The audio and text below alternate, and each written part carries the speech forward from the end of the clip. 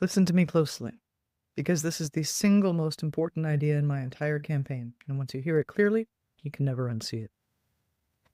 If a bad president can come in and take away our rights, and our only fallback, our only remedy, is to hope for a good president to replace them in 4 years and give those rights back, then we don't actually have any rights at all.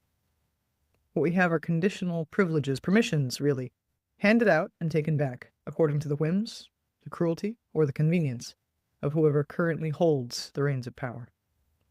And that is not freedom. That is not constitutional government. That is not liberty and justice for all.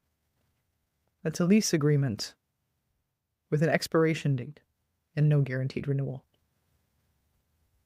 The Declaration of Independence calls certain truths self-evident and certain rights inalienable, meaning they cannot be legitimately taken away. Not by a president, not by Congress, not by a court, not by a corporation, not by a mob. But if politicians can grant them or revoke them based on the next election cycle, then they were never inalienable to begin with. They were just favors, and favors are not rights. So let me be completely unambiguous. We do not have proper institutional recognition of our inalienable rights right now. We have, in our governing structure, a long list of conditional privileges, and the conditions change depending on who is in power, who is paying for the campaign, who is popular on social media, who has a lawyer, who has a bank account, who has the right papers, who is willing to be quiet, who is convenient to protect, and who is easy to sacrifice.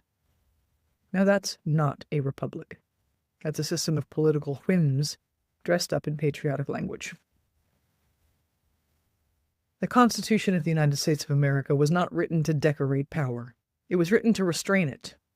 The Bill of Rights exists precisely so that no president, no agency, no billionaire, no corporation, and no political party has the authority to decide who gets due process, equal protection, bodily autonomy, free speech, privacy, the right to vote, freedom of worship, freedom to assemble, the ability to exist safely and freely in public life.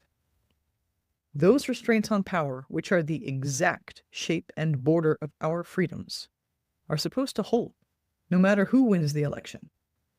This is the clearest sign we have that the republic as we have known it is no longer entirely in our grasp. If we want to have institutions that protect actual rights, not permissions, not privileges, not temporary courtesies extended by the powerful, then we must build a system in which no one has the power to take them away to begin with. That means enforce the Constitution as actual law, not as a suggestion. That means protect voting rights as if democracy depends on them, because it does.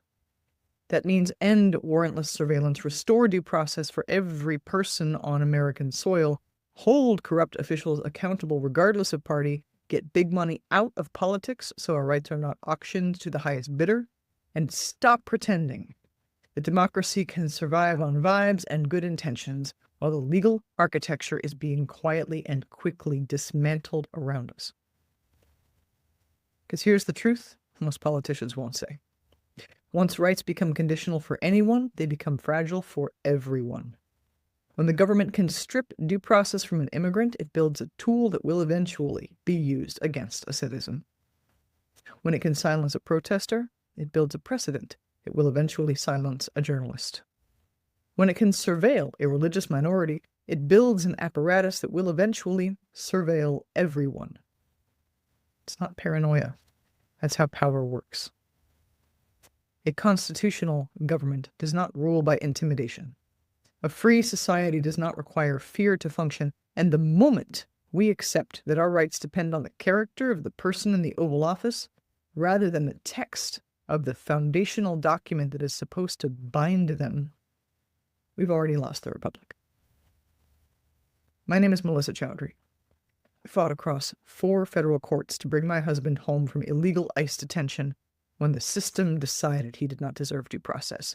I know what it takes to make the Constitution mean something again. And I'm running for Congress because the people deserve a representative who understands that rights are not favors, they are the foundation, and foundations do not negotiate. Care, courage, Constitution. Vote Melissa for Congress.